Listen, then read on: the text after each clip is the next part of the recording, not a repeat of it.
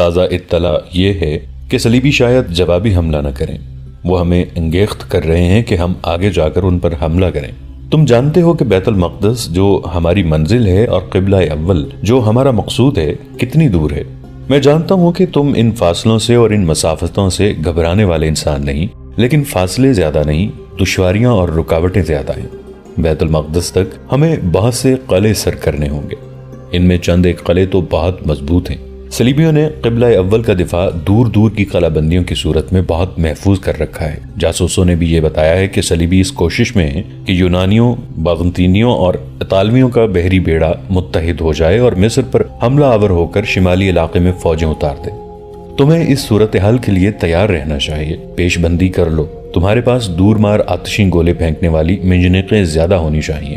میں یہ مشورہ دوں گا کہ شمالی علاقے کی زمین اجازت دے تو دشمن کے بحری بیڑے کو ساحل تک آنے دو، وہاں مزاحمت نہ کرو۔ دشمن کو اس خوش فہمی میں مبتلا کر دو کہ اس نے تمہیں بے خبری میں آن دبوچا ہے۔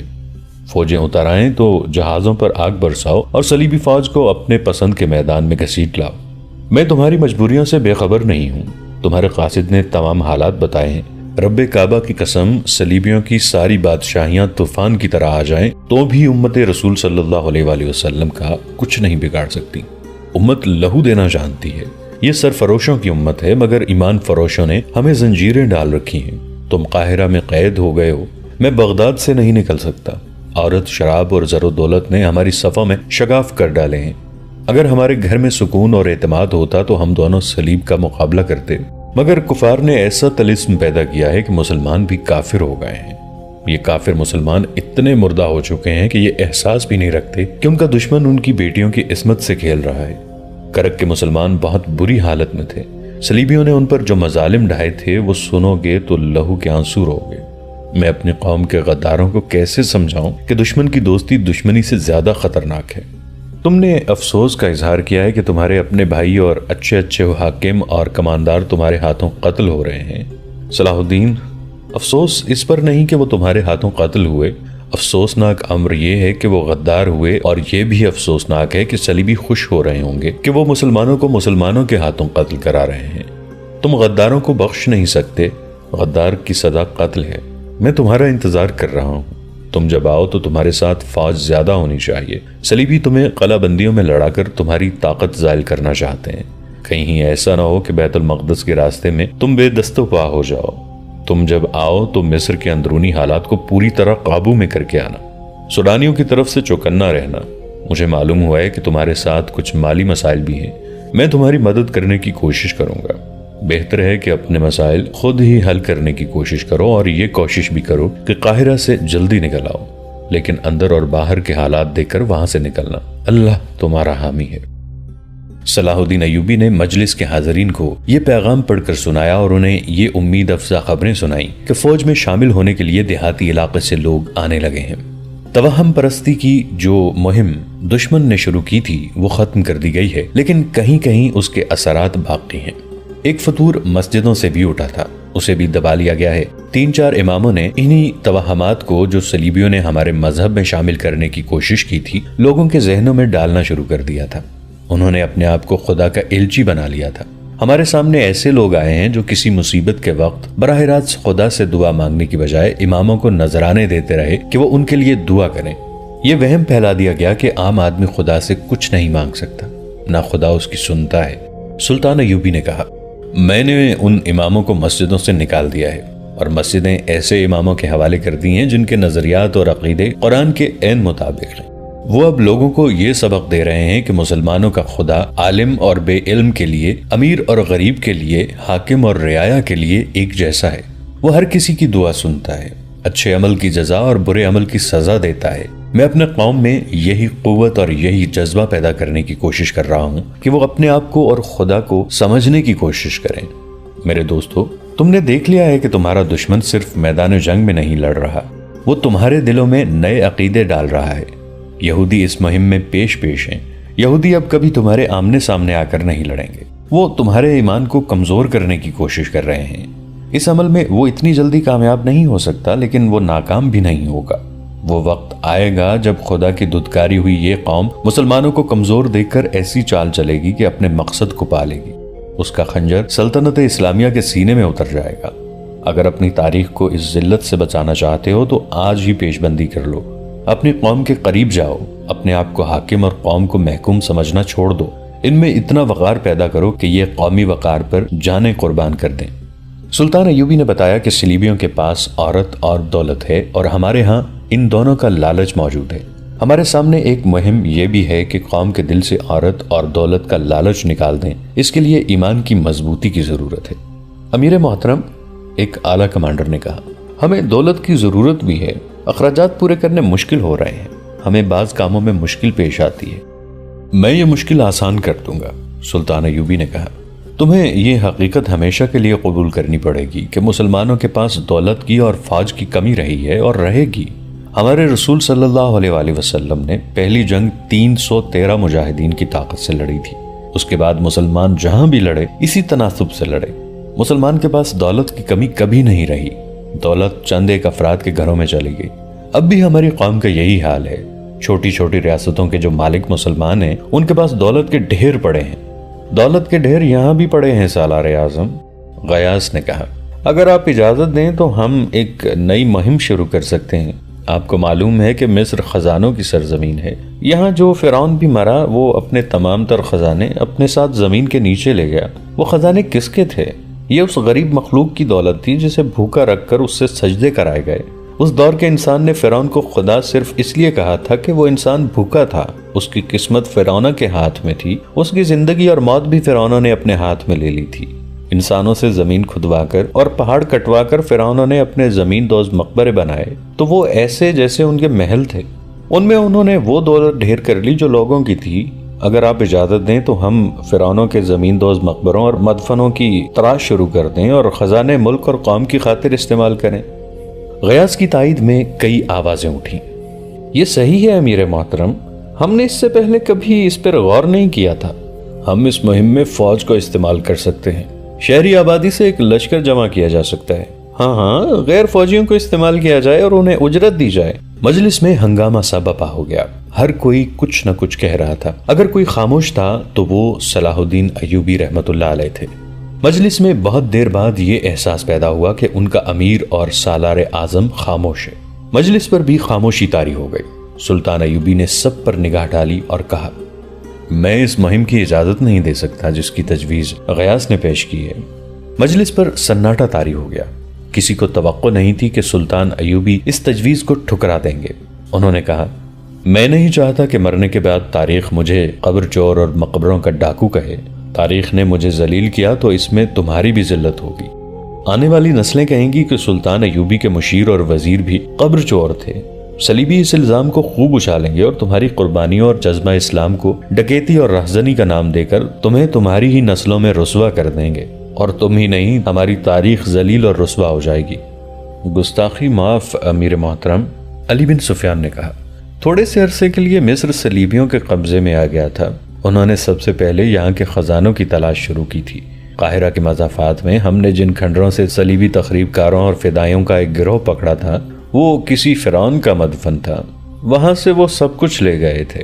صلیبیوں کی حکومت زیادہ دیر قائم نہ رہی، ورنہ وہ یہاں کے تمام خزانے نکال کر لے جاتے۔ محترم غیاث نے ٹھیک کہا ہے کہ یہ خزانے اگر کسی کی ملکیت ہیں تو وہ فرعون نہیں تھے، ان کے مالک اس وقت کے انسان تھے۔ میں یہ مشورہ پیش کرنے کی جرت ضرور کروں گا کہ یہ خزانے نکال کر آج کے انسان کی فلاح و بہبود اور وقار کے لیے استعمال کیے جائیں۔ اور میں تمہیں یہ بھی بتا دوں، سلطان ایوبی نے کہا، کہ یہ خزانے تمہارے سامنے آ گئے تو بھی تم فرعون بن جاؤ گے۔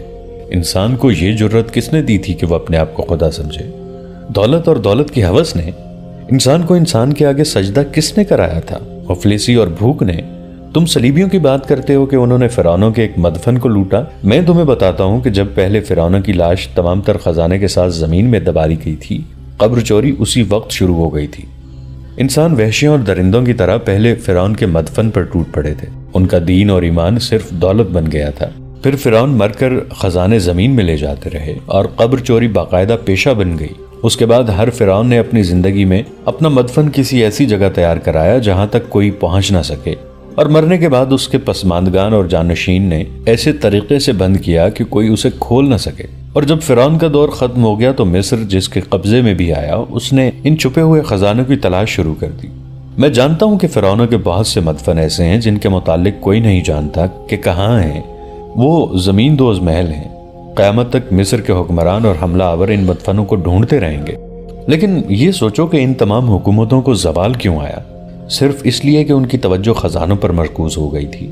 رعایا کو یہ تاثر دیا گیا کہ دولت ہے تو عزت ہے، ہاتھ خالی ہے تو تم بھی اور تمہاری بیٹیاں بھی ان کی ہیں جن کے پاس دولت ہے۔ میرے رفیقو، صلاح الدین ایوبی کو اس قطار میں کھڑا نہ کرو۔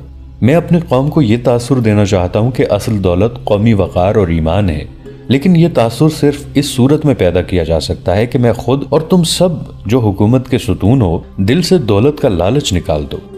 ہم ان خزانوں کی تلاش ذاتی لالچ کے لیے نہیں کرنا چاہتے، ایک کمانڈر نے کہا۔ ہم قومی ضروریات کے پیش نظر مہم شروع کرنا چاہتے ہیں۔ میں جانتا ہوں میرا انکار تم میں سے کسی کو پسند نہیں، سلطان ایوبی نے کہا۔ میری بات سمجھنے کے لیے تمہیں اپنے ذہن بالکل خالی کرنے ہوں گے۔ میری عقل مجھے بتا رہی ہے کہ باہر سے آئی ہوئی دولت جو قومی ضروریات کے لیے ہی آئی ہو، حاکموں کے ایمان متزلزل کر دیا کرتی ہے۔ یہ دولت کی لذت ہے۔ اگر میرے پاس گھوڑا خریدنے کے لیے رقم نہیں ہوگی تو میں فوج کے ساتھ پیدل بیت المقدس جاؤں گا۔ گھوڑا خریدنے کے لیے مردوں کے کفن نہیں اتار کے بیچوں گا۔ میرا مقصد بیت المقدس کو صلیبیوں سے آزاد کرانا ہے، گھوڑا خریدنے کے لیے رقم کا حصول میرا مقصد نہیں۔ تم جب خزانوں کی تلاش کرنے لگو گے تو قوم میں ایسے لوگ موجود ہیں جو اپنے طور پر چوری چھپے مقبروں کو اکھاڑنے لگیں گے۔ مصر میں ایسا ہوتا آیا ہے، اور جب یہ خزانے تمہارے سامنے آئیں گے تو تم ایک دوسرے کے اگر دشمن نہ ہوئے تو ایک دوسرے کو شک کی نگاہوں سے ضرور دیکھو گے۔ جہاں خزانے آتے ہیں وہاں انسانی محبت ختم ہو جاتی ہے، حقوق العباد کا جذبہ ختم ہو جاتا ہے۔ ان زر و جواہرات نے انسان کو خدا بنایا تھا، وہ خدا اب کہاں ہیں؟ آسمانوں پر نہیں، زمین کے نیچے۔ میرے رفیقو، میں ایک نئے جرم کی بنیاد نہیں ڈالنا چاہتا۔ ان خزانوں سے بچو۔ یہ خزانوں کے لالچ کا ہی کرشمہ ہے کہ تمہاری صفوں میں غدار بھی موجود ہیں۔ تم 2 غداروں کو قتل کرتے ہو تو 4 اور پیدا ہو جاتے ہیں۔ اپنی تقدیر اپنی تدبیر سے بناؤ۔ تم مسلمان ہو، اپنی قسمت کفار کے ہاتھوں میں نہ دو، ورنہ سب غدار ہو جاؤ گے۔ فرعون مر چکے ہیں، انہیں زمین کی تہوں میں دبا رہنے دو۔ آپ کے حکم کے بغیر ہم کوئی ایسی مہم شروع نہیں کریں گے، کسی نے کہا۔ غیاث، سلطان ایوبی نے غیاث سے مسکرا کر پوچھا، آج تمہیں ان پوشیدہ خزانوں کا خیال کیسے آ گیا؟ مجھے یہاں آئے 4 سال ہو گئے ہیں، اس سے پہلے یہ تجویز کیوں نہ پیش کی؟ میں نے ایسا کبھی نہیں سوچا تھا امیر محترم، غیاث نے کہا۔ تقریباً 2 مہینے ہوئے، کتب خانے کے محرر نے مجھے بتایا تھا کہ پرانے کاغذات میں سے کچھ کاغذات گم ہو گئے ہیں۔ میں نے ان کاغذات کی نوعیت اور اہمیت پوچھی تو اس نے بتایا کہ وہ ایسے اہم نہیں تھے کہ تلاش ضروری سمجھی جائے۔ یہ کچھ نقشے سے تھے اور فرعونوں کے وقتوں کی تحریریں تھیں، بہت ہی بوسیدہ اور کرم خوردہ کاغذات اور کپڑے تھے۔ محرر نے جب فرعونوں کا نام لیا تو مجھے خیال آیا کہ ان تحریروں اور نقشوں میں فرعونوں کے خفیہ مقبروں کے متعلق معلومات ہو سکتی ہیں۔ میں نے وہ پرندے دیکھے ہیں جن میں سے کاغذات گم ہوئے ہیں۔ میں نے یہ سوچ کر زیادہ توجہ نہیں دی کہ ان تحریروں کو آج کون پڑھ اور سمجھ سکتا ہے۔ تم نے صحیح نہیں سوچا غیاث، سلطان ایوبی نے کہا۔ مصر میں ایسے لوگ موجود ہیں جو ان تحریروں اور اشاروں کو سمجھ سکتے ہیں۔ ان کاغذوں اور نقشوں کی چوری حیران کن نہیں، یہ چوری خزانے کے کسی لالچی نے کی ہوگی۔ ان کاغذوں کے ساتھ مجھے کوئی دلچسپی نہیں، مجھے چور کے ساتھ دلچسپی ہے۔ وہ کوئی تمہارا ہی رفیق نہ ہو، اس چور کا سراغ لگاؤ۔ مجھے شبہ ہونے لگا ہے کہ ان کاغذوں کی کچھ نہ کچھ اہمیت ضرور ہے، علی بن سفیان نے کہا۔ میں محترم غیاث کے ساتھ بات کر چکا ہوں۔ بہت دنوں سے ہمارے مخبر اور شہر کے اندر کے جاسوس ہمیں کسی پراسرار سرگرمی کی اطلاعیں دے رہے ہیں۔ قدومی یہاں کی ایک مشہور رقاصہ ہے جسے امیروں کی محفلوں کی شمع کہا جاتا ہے، 5-6 دنوں سے غائب ہے۔ ایک رقاصہ کا شہر سے غیر حاضر ہونا کوئی اہم واقعہ نہیں ہوا کرتا، لیکن قدومی کو میں نے خاص طور پر نظر میں رکھا ہوا ہے۔ میرے مخبروں نے بتایا کہ اس کے ہاں اجنبی اور مشکوک سے 2 آدمی آتے رہے ہیں۔ پھر قدومی کے گھر سے ایک روز ایک پردہ پوش عورت کو نکلتے دیکھا گیا۔ وہ ایک اجنبی تاجر مسافر کے ساتھ جا رہی تھی۔ مجھے شک ہے کہ قدومی بھیس بدل کر نکل گئی ہے۔ دوسرے مخبروں کی اطلاعوں سے پتہ چلا ہے کہ کچھ آدمی جنوب کی طرف مشکوک حالت میں جاتے دیکھے گئے ہیں۔ ان سرگرمیوں سے مجھے شک ہوتا ہے کہ ان کا تعلق ان گمشدہ کاغذات کے ساتھ بھی ہو سکتا ہے، اور یہ شبہ بھی ہے کہ یہ صلیبی تخریب کار ہوں گے۔ جو کچھ بھی ہے، ہم ان سرگرمیوں کا کھوج لگا رہے ہیں۔ ضرور کھوج لگاؤ، سلطان ایوبی نے کہا، اور ان خزانوں کو اپنے ذہنوں سے اتار دو۔ میں جانتا ہوں کہ قوم کی فلاح و بہبود کے لیے اور صلیبیوں سے فیصلہ کن جنگ لڑنے کے لیے ہمیں مالی استحکام کی ضرورت ہے، مگر میں کسی سے مدد نہیں مانگوں گا۔ محترم نور الدین زنگی نے مالی امداد کا وعدہ کیا ہے، میں یہ امداد قبول نہیں کروں گا۔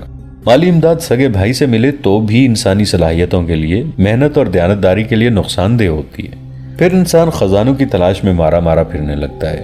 مصر کی زمین بانج نہیں ہو گئی، محنت کرو کہ یہ زمین تمہیں ثمر دے۔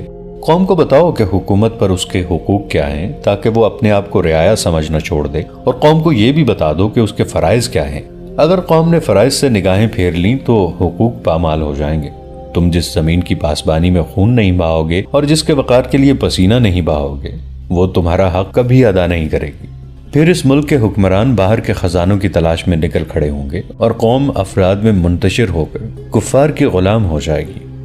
جن خزانوں کو سلطان صلاح الدین ایوبی ہاتھ لگانے سے بھی گریز کرتے تھے، ان تک ان کے اپنے ہی ایک جرنیل کے بھیجے ہوئے 50 آدمی پہنچ گئے تھے۔ جیسا کہ ہم پہلے بھی بیان کر چکے ہیں، یہ ایک ایسی جگہ تھی جس کے قریب سے کبھی کوئی مسافر نہیں گزرا تھا۔ جگہ ڈراؤنی ہونے کے علاوہ کسی راستے پر پڑتی ہی نہیں تھی۔ یہ چونکہ سرحد سے دور تھی، اس لیے سرحدی دستوں کی نظر میں بھی نہیں تھی۔ مارکونی نے رات ہوئی کو سب کو اس خطے کے اندر پہنچا دیا تاکہ باہر سے کوئی دیکھ نہ سکے، اور انہیں مکمل آرام دینے کے لیے کہا کہ وہ جتنی دیر سو سکتے ہیں سو جائیں۔ یہاں سے آگے پیدل جانا ہوگا اور یہ سفر جسم کی بجائے اعصاب کو زیادہ تھکائے گا۔ مارکونی خود قدومی کے ساتھ اپنے خیمے میں چلا گیا۔ وہ سب اس وقت جاگے جب سورج ان ٹیلوں کے اوپر آ گیا جس کے دامن میں سب سوئے ہوئے تھے۔ مارکونی نے انہیں بتایا کہ وہ کون کون سا سامان، اوزار اور ہتھیار وغیرہ اپنے ساتھ لیں۔ ان میں مضبوط رسے، کدالیں اور موٹی موٹی سلاخیں تھیں، اور ہتھیاروں میں تیر و کمان اور تلواریں۔ راستے کی مشکلات سے متعلق بھی اس نے سب کو بتا دیا تھا۔ اس دیوار کے متعلق بھی انہیں ذہنی طور پر تیار کر دیا تھا جس سے اس کا ایک ساتھی گر کر ہمیشہ کے لیے لاپتہ ہو گیا تھا۔ اس نے انہیں رونے کی آوازوں سے بھی خبردار کر دیا جو اس علاقے میں سنائی دیتی تھی۔ اونٹوں کو ساتھ نہیں لے جایا جا سکتا تھا۔ ان کی دیکھ بھال کے لیے اس نے صرف ایک آدمی پیچھے رہنے دیا۔ قدومی کو بھی وہ ساتھ نہیں لے جا سکتا تھا۔ اسے توقع تھی کہ کہیں کوئی راستہ اندر جانے کے لیے مل ہی جائے گا اور وہ قدومی کو اس راستے سے لے جائے گا۔ قدومی کی حفاظت کے لیے بھی ایک آدمی کی ضرورت تھی۔ اس کے لیے صرف اسماعیل موزوں آدمی تھا۔ مارکونی نے اسماعیل سے کہا، تم قدومی کے لیے یہیں رہو گے، لیکن یہ خیال رکھنا کہ تمہاری حیثیت اس لڑکی کے مقابلے میں کچھ بھی نہیں۔ اس کے آرام اور حفاظت کے تم ذمہ دار ہوگے۔ میں بہت جلدی واپس آ رہا ہوں، تم دونوں کو ساتھ لے جاؤں گا۔ وہ اپنی پارٹی کو ساتھ لے کر چل پڑا۔ اس راستے سے وہ واقف ہو چکا تھا، بے خوف و خطر چلتا گیا۔ جوں جوں یہ آدمی آگے بڑھتے جا رہے تھے ان پر خوف مسلط ہوتا جا رہا تھا۔ وہ صحراؤں سے پوری طرح واقف تھے، مگر ایسا خطہ اور اس قسم کے پہاڑ انہوں نے کبھی نہیں دیکھے تھے۔ اور وہ جب اس جگہ پہنچے جہاں رونے کی آوازیں آتی تھیں تو سب بدک کر خلاؤں میں دیکھنے لگے۔ بلا شک و شبہ عورتیں رو رہی تھیں۔ ان آدمیوں میں سے 2-3 ایسے بھی تھے جنہوں نے اس علاقے کے متعلق وہ تمام ڈراؤنی کہانیاں سن رکھی تھیں جو بہت مدت سے مشہور تھیں۔ انہوں نے اپنے صلیبی ساتھیوں کو بھی یہ کہانیاں سنا کر ڈرا دیا۔ وہ سب ڈر کی گرفت میں پہلے ہی تھے، لیکن انہیں جو انعام بتایا گیا تھا اس میں اتنی طاقت تھی جو ان کے خوف کو دبا رہی تھی۔ اس کے علاوہ وہ صلیب کے تنخواہ دار ملازم بھی تھے اور مارکونی ان کا افسر تھا۔ وہ انعام اور حکم کی پابندی کے تحت چلے جا رہے تھے۔ رونے کی آوازوں پر وہ بدکے تو مارکونی نے انہیں بتایا کہ یہ جو عورتیں یا عورتوں کی بدروہیں نہیں، یہ ہوا کی آوازیں ہیں۔ مگر وہ ڈرتے رہے اور ایک دوسرے کو دیکھ دیکھ کر آگے ہی آگے بڑھتے گئے۔ اس وقت سورج غروب ہو رہا تھا جب وہ اس وسیع اور بے انتہا گہرے نشیب تک پہنچے جو انہیں قدرتی دیوار پر چل کر پار کرنا تھا۔ مارکونی کو وہاں کچھ مشکل پیش آئی۔ دیوار پر پاؤں رکھنے سے سب گھبراتے تھے۔ مارکونی آگے آگے چلا۔ وہ ایک بار اس خطرے سے گزر چکا تھا۔ اس کے پیچھے 2 آدمیوں نے دیوار پر قدم رکھا اور پھر باقی بھی چل پڑے۔ سورج اس جہنم میں ہی روپوش ہو گیا تھا۔ اس سے یہ فائدہ ہوا کہ کھائی کی گہرائی نظر نہیں آتی تھی۔ مارکونی دیوار عبور کر گیا۔ اسے ایسی چیخ سنائی دی جو تہ کی طرف جا رہی تھی۔ ذرا دیر بعد ایک اور ہیبت ناک چیخ سنائی دی۔ یہ بھی دور نیچے جا کر ایک دھیمی سی دھمک میں خاموش ہو گئی۔ ایسی 5 چیخیں سنائی دی۔ یہ گروہ جب دیوار سے گزر کر کچھ آگے جا جمع ہوا تو اس میں 5 آدمی نہیں تھے۔ دوستو، آج کے لیے اتنا ہی۔ اسی کہانی کی اگلی قسط کے ساتھ بہت جلد حاضر ہوں گے۔ نیچے کامنٹ سیکشن میں اپنی رائے کا اظہار ضرور کیجیے گا۔ ہمارے اس چینل کو سبسکرائب کر کے نیچے موجود بیل آئیکن کو بھی ضرور کلک کیجیے گا۔ اگلی ملاقات تک کے لیے ہمارا اور آپ کا اللہ نگہبان۔